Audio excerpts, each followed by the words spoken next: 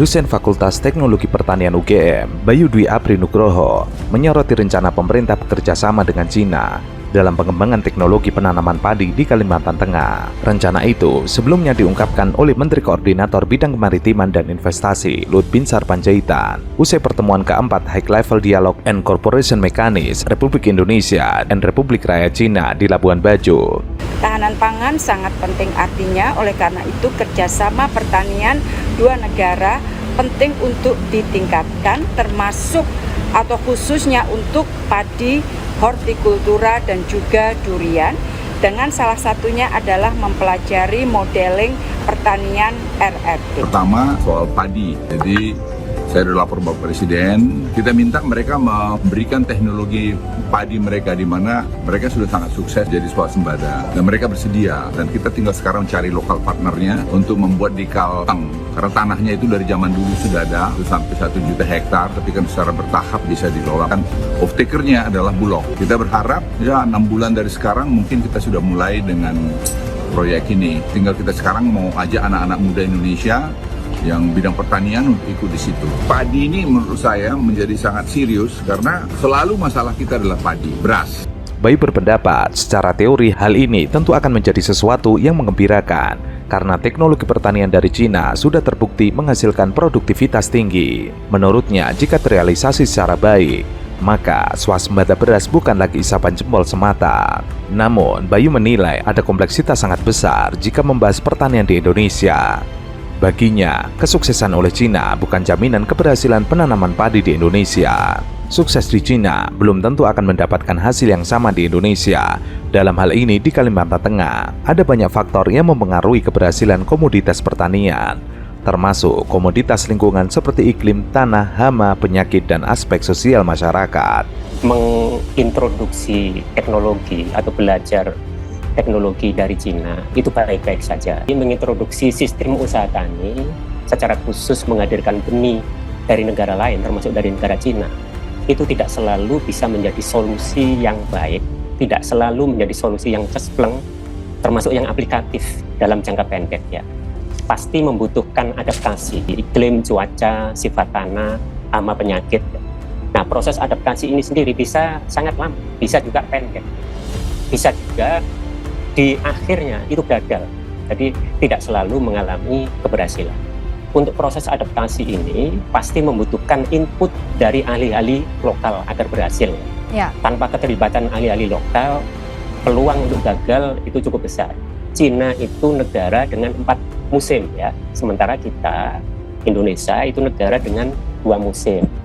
Perbedaan ini bakal mempengaruhi karakter budidaya ya, termasuk sifat tanah, perilaku iklim dan cuaca. Ahli-ahli pertanian padi di Cina bisa saja sangat jagoan di negaranya, tapi belum tentu di sini akan berhasil. Ahli sekaligus pengamat di bidang pertanian itu menyebut jika kearifan lokal dalam sektor pertanian wajib mendapatkan perhatian. Menyikapi rencana proyek kerjasama RI Cina, Bayu berpandangan jika menolak atau membatasi kerjasama dengan negara lain sangat tidak mungkin dilakukan dalam situasi global belakangan ini. Sekalipun memperlakukan pertanian secara langsung di lahan yang luas tanpa uji coba dalam skala demplot juga sebagai langkah tidak tepat. Hal yang dikhawatirkan adalah kegagalan karena bibit tidak bisa tumbuh dengan baik atau tidak mampu menghasilkan produktivitas seperti yang diharapkan. Oleh karenanya, ia berpendapat sebaiknya proyek penanaman tersebut tidak langsung dilakukan di area yang luas, namun bisa dilakukan secara piloting dengan demplot untuk pengujian terlebih dahulu guna menguji apakah bibit asal Cina itu cocok tidaknya dengan kondisi lingkungan dan bisa diterapkan di Kalimantan Tengah. Bayu berharap banyak pihak ikut mengamati sekaligus menguji apakah bibit dari Cina itu bisa ditanam di Indonesia secara langsung atau justru diperlukan suatu modifikasi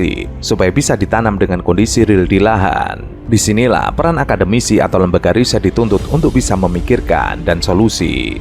Jika bibit dari Cina telah diuji dan terbukti dapat tumbuh dan berkembang dengan baik serta menghasilkan produktivitas tinggi seperti di Cina, maka tentunya diperlukan peningkatan skala. Sementara itu, Mantan Sekretaris Kementerian Badan Usaha Milik Negara, Muhammad Said Didu, mengkritik pembebasan lahan dalam pengembangan kawasan mega proyek strategis nasional Pantai Indah Kapuk II. Pola pembebasan lahan proyek di sepanjang pantai utara Tangerang itu dikritik Said Didu karena dinilai dilakukan secara sporadis dan sembunyi-sembunyi. Hal itu menggunakan preman-preman kampung berlangsung sembunyi-sembunyi selama 2 hingga 3 tahun terakhir, secara sporadis tidak di satu hamparan. Said Didu mengaku belum melihat langsung site plan pengembangan PIK 2. Meski begitu, ia mendengar mega proyek ini akan membentang di sepanjang kurang lebih 20 km hingga Kronjo. Pola pembebasan lahan yang diacak itu membuat masyarakat merasa ketakutan sewaktu-waktu tanahnya dibeli paksa. Jadi tidak dilakukan pengembang terkait, melainkan dibeli melalui oknum dengan preman-preman yang membujuk masyarakat dengan harga rendah. Ia mendengar 50.000 per meter.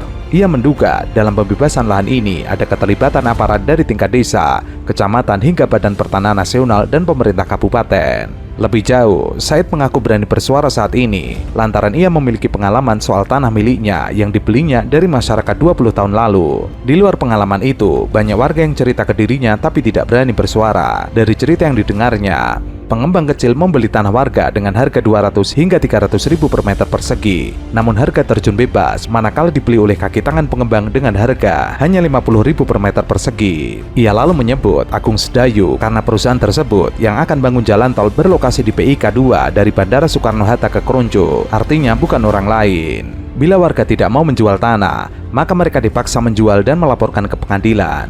Walhasil, uang ganti rugi yang dititipkan pengadilan oleh instansi yang memerlukan tanah yang akan diterima warga. Sebelumnya, dalam video berdurasi 2 menit 8 detik yang beredar, tampak Said Didu menggunakan kaos putih berkerah dengan logo Adidas di dada kiri, berkacamata hitam, berdiri di atas rakit bambu.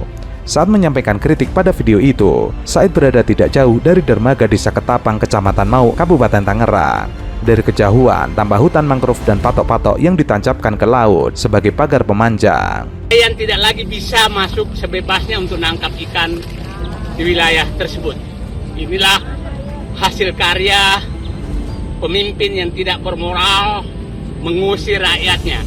Saya berharap Ketapang aquaculture 20 tahun akan datang masih tetap ada dan tidak dicamplok oleh Pantai Indah Kapuk. Pantai Indah Kapuk kan ini juga terancam. Bismillahirrahmanirrahim. Mudah-mudahan pohon aku masih bisa melihat kau 10-20 tahun akan datang dan tidak dihancurkan oleh para bedebah-bedebah negeri ini yang sudah merampok rakyatnya dan merusak lingkungannya. Mari kita berdoa, ya Allah, ini ciptaanmu, pohon-pohon yang kau ciptakan, insya Allah bertasbih kepadamu untuk menyelamatkan negeri ini, karena sepertinya doa manusia di Indonesia sudah tidak mempan lagi karena mereka gampang sekali disogok. Doa pohon, doa ikan, doa semua. Saya berharap Allah mendengarkan sehingga terketuk hatinya, hati para pemimpin, agar tidak lagi menjadi budak para konglomerat untuk mengusir rakyatnya dan merusak lingkungannya. Bismillahirrahmanirrahim. Hai mangrove, 10 tahun, 20 tahun akan datang, doamu kepada Allah, tasbihmu kepada Allah. Saya berharap menyelamatkan bangsa ini. Saya tidak berharap lagi kepada pemimpin-pemimpin negeriku karena mereka betul-betul menjual negerinya. Saya katakan, Ketapang ini sudah di tengah-tengah lahan yang sudah dibebaskan oleh proyek strategis nasional Pantai Indah Kapuk. Dalam video tersebut, Said Didu mengatakan nelayan terusir karena laut telah dipatok. Ketika dikonfirmasi soal video itu, Said Didu membenarkan. Ia mengatakan video itu berisi keprihatinannya tentang kondisi masyarakat yang takut melawan intimidasi dan teror. Ia pun mengaku geram dan marah.